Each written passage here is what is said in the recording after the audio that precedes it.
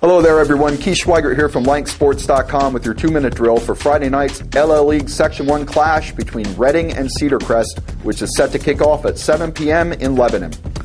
This game's not going to have a lot of impact on the Section 1 race at this point. Both teams are out of the running for the Section 1 title. Reading is 3-2 in section play, which puts them 2 games behind the front runner in Wilson. Cedar Crest is 1-4 in the section, so they're even further out of it. But this is still a very important game, especially for Reading, which is still in the thick of the race for a District 3 Class Quad A playoff berth. The Knights are 4-4 overall, and they're currently ranked 12th in the district's power points standings, which are used to determine that 16-team field.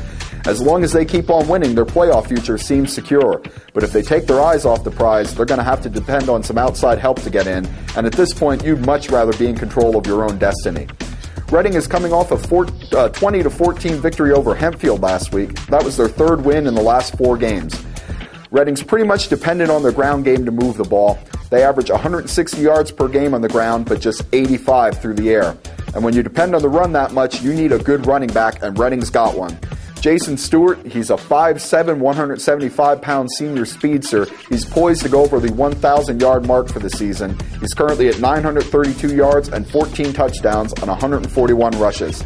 He's the main man in Reading's offense. You stop him, you stop the Knights. Cedar Crest counters with a pretty good running game of its own. Its top back is Charles Kramer. He has 636 yards and 6 touchdowns on 105 carries this season. He's also one of the Falcons' top receivers, so he's a two-way threat. You've got to look out for him in the passing game as well. Cedar Crest, while they're still mathematically alive in the district playoffs, it's not looking too good for them, so they're playing for pride at this point. They would love to take Reading down with them if they're not going to make the playoffs.